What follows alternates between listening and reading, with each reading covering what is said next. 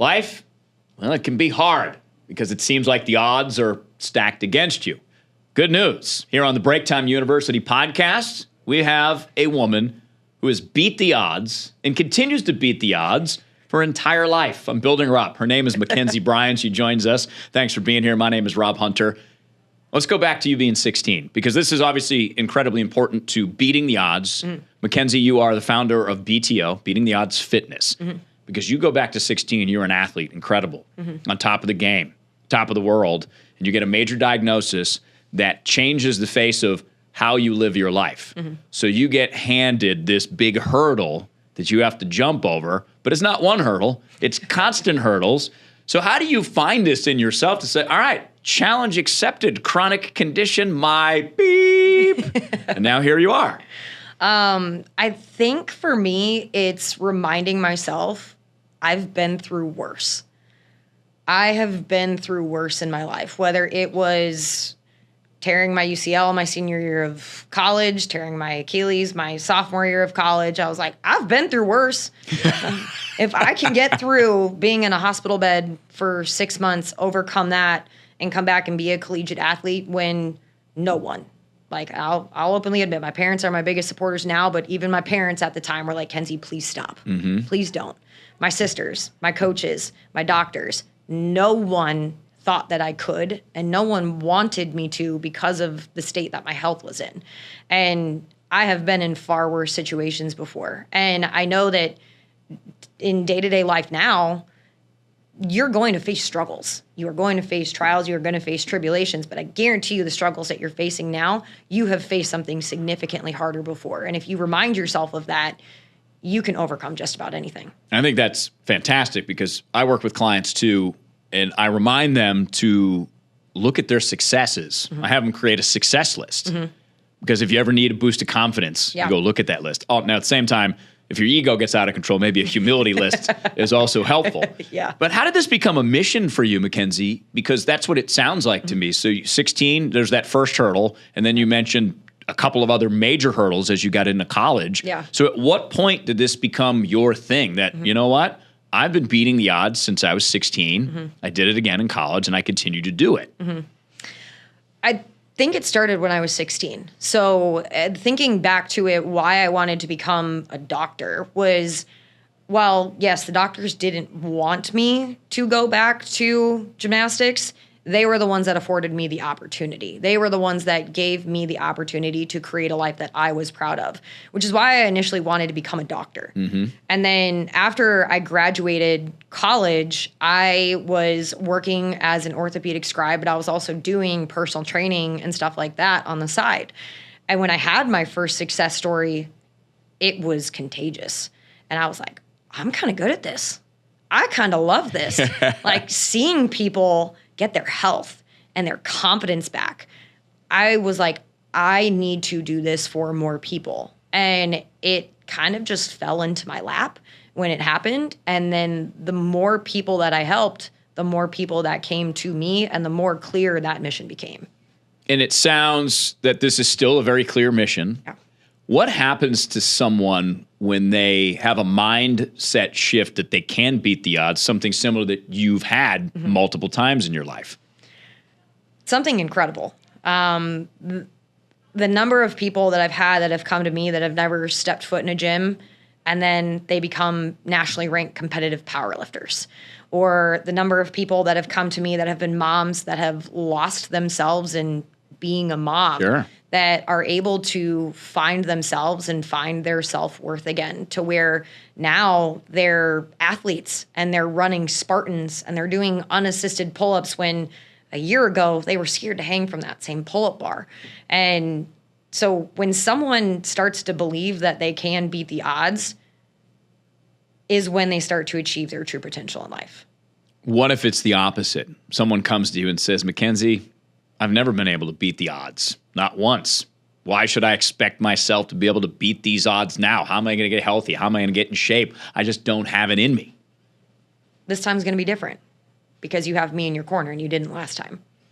You didn't have me in your corner. You didn't have a community of people that love you, that support you, that want you to accomplish your goals just as much as I do. And we're going to continue to pour belief into you until you actually believe in yourself. How do you do that consistently so that you don't give up on a person so that they don't give up on themselves? A lot of hours. Whatever it takes, right? Yeah. Just like you're 16 years old until now, your knowledge, your injuries, your diagnosis. Yeah. It's honestly me giving more than some days that I think that I have to give. But I know that there have been times when I give one more time or I talk to that one more person.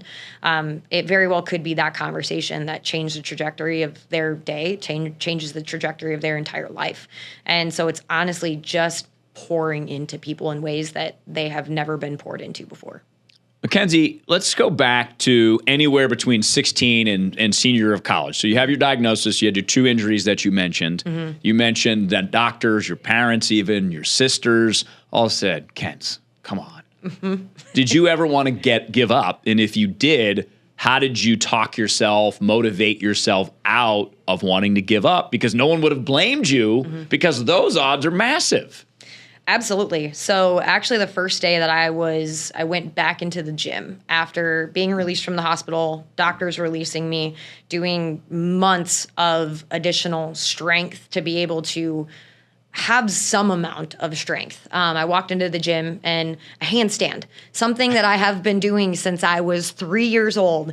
I kicked up against the wall, fell flat on my head. Wow. Flat on my head. I had no strength anymore. Didn't matter how hard I was working. And I literally sat on the floor in the gym and just cried. Mm-hmm. I, at the time, obviously had my driver's license. I drove myself home and I just sat on the floor in my room and I cried. And it was one of those things where I told myself, Kenzie, this is what they expect from you. Said they want to see you fail. And this is what they expect from you. So get up, put one foot in front of the other and keep going. You're going to fail again and again and again. But know that every time that you do, you're just going to continue to, number one, get stronger and know that you have the strength to overcome struggles moving forward. But you're just going to continue to learn how to be better moving forward. There's a patience in it, in thinking about the long term. Aggressive patience. Yes, aggressive patience. I love that. Yeah. So what are the different ways that you work with people to maybe take that first step or maybe achieve that next goal? Because I think those are 2 different things, right? Because like you said, some of us like, I've been to the gym in 10 years. Yeah. All right, how do you get me into the gym? But what if I've been to the gym consistently, but I do want to become a ranked power lifter? Yeah. Is there a difference in approach, or is it I just have to figure it out on a person-to-person level? Yeah, so I do have our exclusive Team BTO Facebook community where if you are someone that you're not quite ready yet, but you want to see what it's all about, learn a little something about fitness, nutrition. There are free recipes in there. I do Facebook Lives where I just nerd out on nutrition. You can learn something in there. I have workouts that you can follow. I host live workouts every other week. And then you can work with me one-on-one in the First Form app where we are going to have that one-on-one plan where if you want to be a nationally ranked powerlifter, while that is not my strong suit from a training standpoint, I can help you on the nutrition side. I can get you to where you are strong enough and then get you in contact with a powerlifting coach that can take you along the way from the workout standpoint. I'll take care of your nutrition because I do really well with nutrition for performance. And then I do also have medical nutrition therapy that I work with for people that want to optimize their gut health and women's hormones, like women's health. So I have clients across all 3 spectrums, and it just depends on what tier you want to work with me on. Having done this, beat the odds, created BTO Fitness to help us beat the odds, how do you encourage people to take that first step? What is one thing that I can do for myself that will set me up to succeed in whatever my goals are? Pick one thing. Pick one thing, and it is going to be a promise that you are going to keep to yourself. And you are going to keep that promise to yourself with relentless consistency. So my 2 things are relentless consistency and aggressive patience. But that one thing that you pick has to be so small that you can't not keep that promise to yourself. Like walk around the block one time. Exactly. I'm going to walk around the block one time every single day this week. Okay, maybe next week you do 2 times. And continuing to strive for that 1% better every single day. But it's keeping that one promise to yourself, because you have to learn that you can. That's the biggest struggle that people have, is they're like, well, I've done this before, so I don't know why this is going to be any different. Well, you've done it before, but then you fell off and you stopped keeping promises to yourself. Whereas if you just kept keeping those promises to yourself, you'd be in a completely different place than you are in your life right now. Look, there's no one better to help you beat the odds than Mackenzie Bryant. So find her. The easiest way is to go to BreaktimeU.com/fitness. All of her stuff is right there. Get involved in the BTO community, because we want you, wherever you're at, to take that step. If it's your next step, your first step, it doesn't matter. Mackenzie's got you covered. Thanks for being here on the Breaktime University podcast. Subscribe, rate, review, share this out to friends that need to beat the odds, and we'll see you next time.